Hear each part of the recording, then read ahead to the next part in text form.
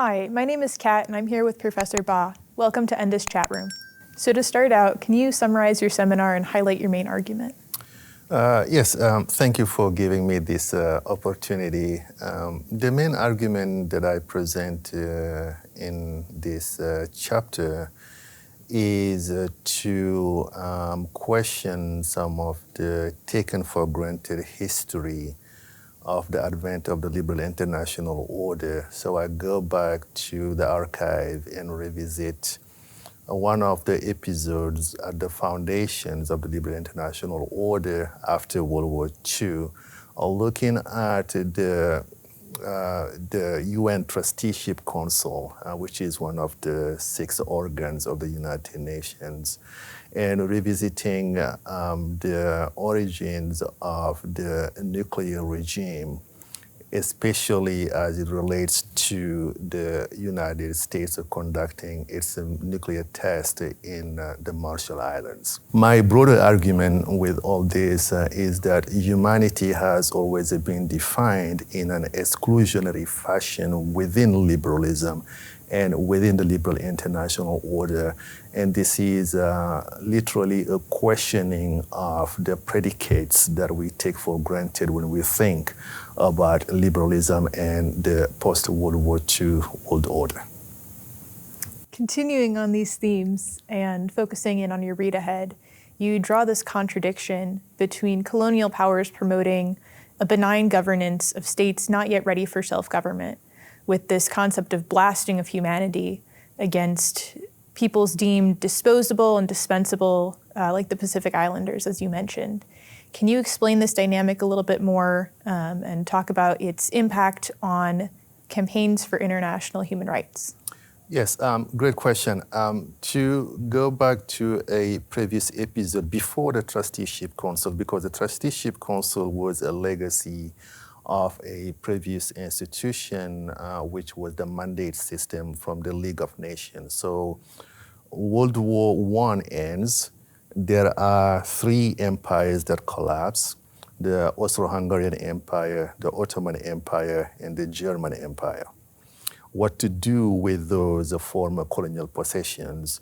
The League of Nations establishes a mandate system and defines the 3 classes. There were territories that were readily available or developed and civilized enough. The standard of civilization is the terms that they actually use for those territories to be able to become independent right away. There was a Class B mandate, so where it was decided that these territories have not become civilized enough to actually be able to stand on their own 2 feet. Therefore, they needed to be cared for under a mandate system, and then the Class C.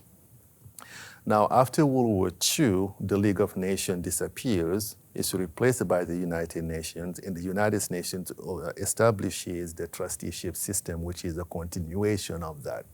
And the idea of trusteeship is that these territories are peopled by populations who are not readily able to stand on their own 2 feet and become independent political polities. Therefore, they had to be put under international supervision, which is bestowed under an administering authority, which is the colonial powers that were administering those trusteeship. My broader argument is that that whole system was not necessarily just trying to advance human rights and post-colonialism, but rather it was also a system that tried to establish a new set of governance for a continued colonial system.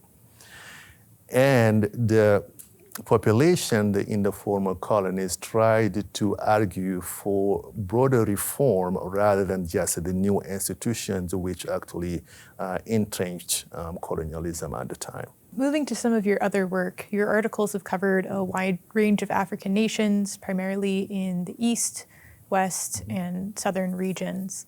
Do nations in these regions tend to present a unified story of decolonization and experiences with the International Criminal Court, or are there elements that enable certain countries to have more success in self-advocacy on the world stage? Great question.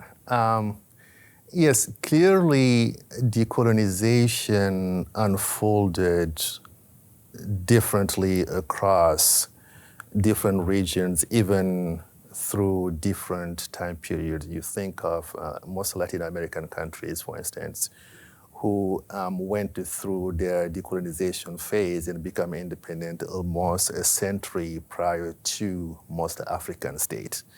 So therefore, to speak of decolonization, one must be also careful enough to localize the context of the discussions, especially when it comes to the different time period, but also the different geographical regions. And even within African states, the colonial experiences and the decolonial struggle took a lot of different forms.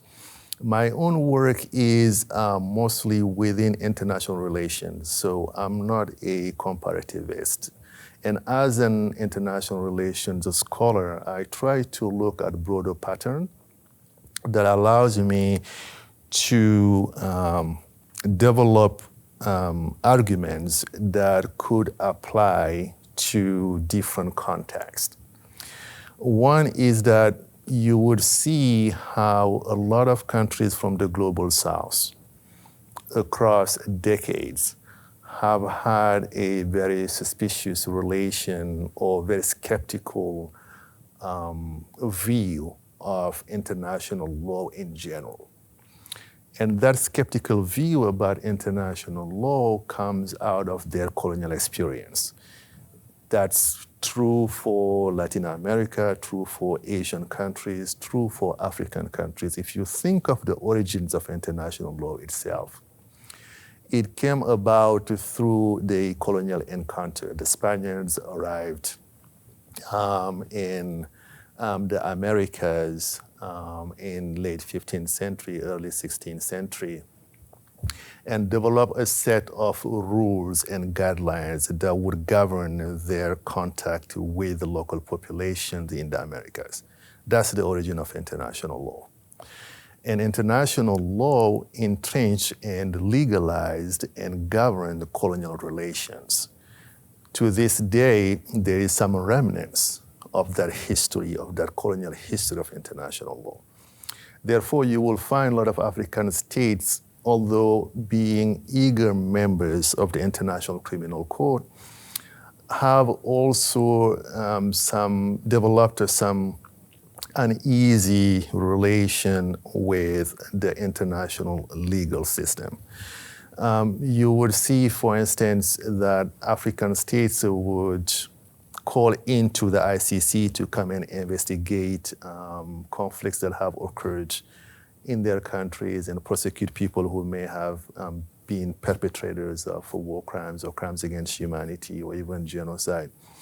And at the same time, also be quite critical of the international legal order because of the two-tiered system of the eagerness of international court to go after a certain kind of perpetrators, while another kind of perpetrators may actually be left off the hook.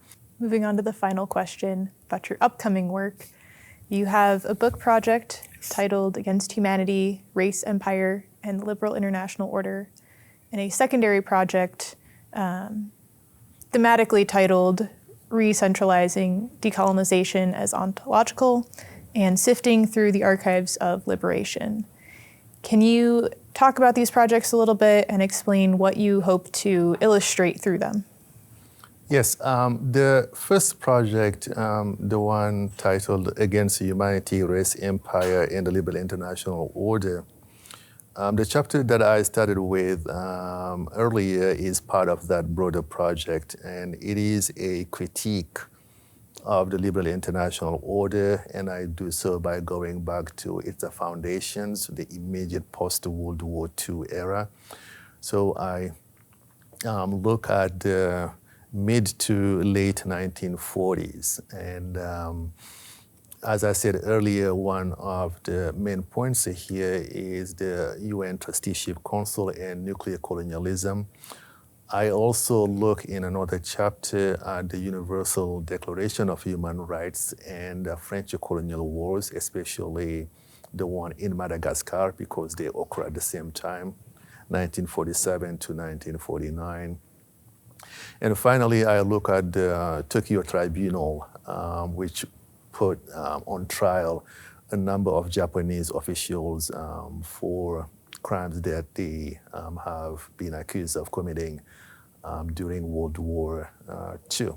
That's the first project. The second one is a series of articles that I'm working through, which try to rethink or at least engage in the current debates about decolonization. Over the past few years, we've seen a number of initiatives and movements and debates about decolonizing.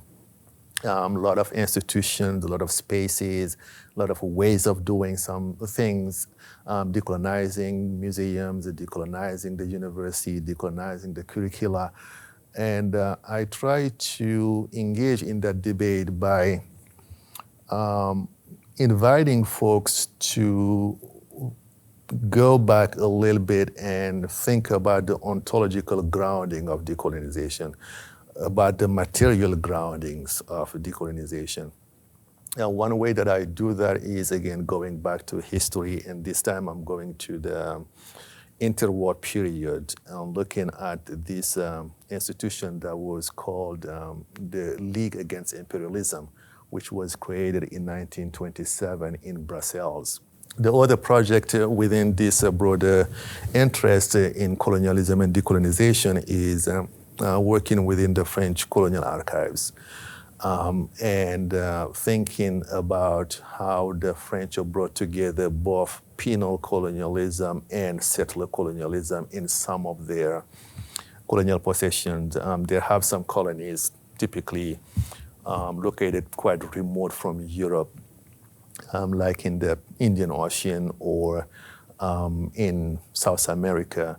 And they transformed those colonial possessions into penal colonies where they would deport a lot of people who've been accused of having of insurrection or anti-colonial work or various kinds of crimes, quote unquote, against the state, and they would be deported there. So interestingly, you would see French Guiana or New Caledonia, for instance, being a penal colony where the French would deport a lot of people from Indochina, from Algeria, from Madagascar, bringing together all these people from different areas of the colonies as prisoners, but also sending a lot of French-owned people from the metropole as settlers. So we tend to think of those two things in two different realms, settler colonialism, penal colonialism, and I'm trying to use the French archives to bring together those two dimensions of colonialism. Thank you. Look forward to hearing your talk today.